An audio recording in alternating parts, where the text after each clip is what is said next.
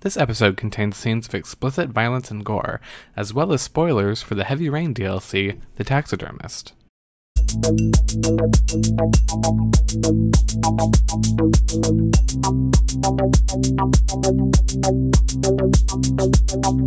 Hello and welcome back to Push to Smart. Last year, we looked at Carol Clover's Final Girl, a staple in the horror genre that doesn't just survive until the end of the film, but does so by appropriating both the antagonist's gaze as well as its power. It's not the most straightforward concept, so feel free to check out our original episode now before continuing with this one.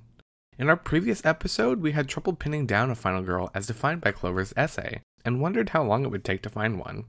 Apparently 6 months. So, this episode we're going to be looking at a heroine who fits the mold much closer than Lara Croft or Jill Valentine do, Madison Paige from Heavy Rain, as she appears in the DLC episode, The Taxidermist. The Taxidermist is the first and only standalone DLC episode for Heavy Rain, and works as a prequel to Madison's story in the main game.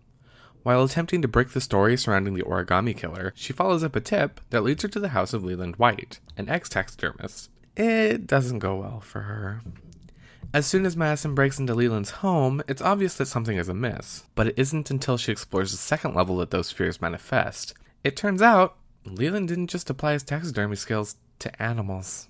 Much like the final girl, Madison is given authority in her inquisitive gaze. While her male colleagues might be dismissive of Leland based on his lack of a criminal record, Madison's investigative authority ultimately ends up cracking the case.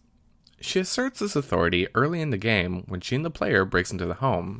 In a film like those studied by Clover, the final girl's investigative authority and gaze would be communicated through the direction of the camera. Here, players control what amounts to the camera, using the directional buttons to look up and down and control Madison's gaze. Through this method, Madison's authority is communicated to players in part by empowering them to explore the home. Especially observant players might uncover evidence such as burnt clothing in his fireplace or a bloody chainsaw in the garage, having a direct effect on Madison's skill as an investigator.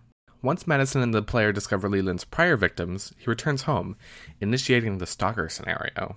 The screen then splits, and we are shown both the killer's point of view, as well as our protagonists. This feels like an adaptation of the horror film's use of the eye camera to align the audience's gaze with the monsters while also identifying with the final girl victim. In horror films, we often root for the stalker to kill their victim, but this is more difficult to do when you are playing as the victim. This feels like the closest approximation, giving us a look through the eyes of the stalker without taking us out of the shoes of the protagonist.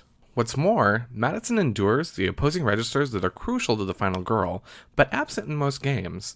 Where Jill Valentine doesn't hesitate to pull the trigger in Resident Evil, the final girls of Clover's films often do, enduring the deepest throes of femininity through stereotypical displays of hysteria while eventually emerging victorious through violence.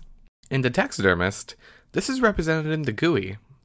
Once Madison stumbles on the stuffed victims, button prompts shake to reflect her hysteria. Her first instinct, and thus your first action, isn't to fight back, but to hide. From this sequence, the DLC can then branch out to its multiple outcomes. You can escape from Leland, become one of his newest creations, or end the nightmare once and for all yourself. In the latter, Madison truly embraces the title of Final Girl. Once Madison and Leland meet face to face, the perspective merges to be wholly Madison's. At this point, she and the player flee to the garage, where she can then use the very chainsaw used to dismember the victims on the monster himself. Like Clover's final girl, Madison uses his own weapon to kill him. In Clover's essay, this transfer of power is more than just an appropriation, but a symbolic castration of the monster. In The Taxidermist, Madison quite literally castrates Leland with a chainsaw. So while this might not be the perfect representation of Clover's final girl, it feels like the closest approximation we've seen in a video game so far. Now you may be asking yourself, what's the point?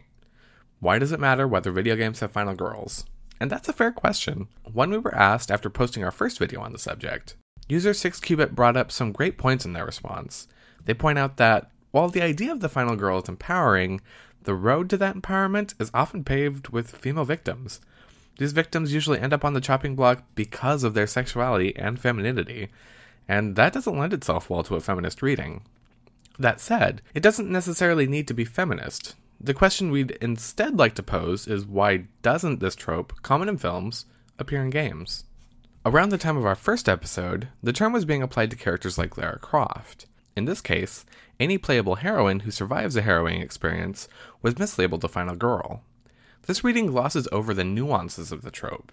In exploring the term's roots, we set out to discover if final girls actually existed in games, and what sort of medium-specific barriers were in place. While our investigation continues, we now feel like we're much closer to a definitive answer than when we first discussed the topic. The taxidermist sidesteps some of the barriers we found in the previous episode, such as the presence of a father figure and the cool, confident protagonist.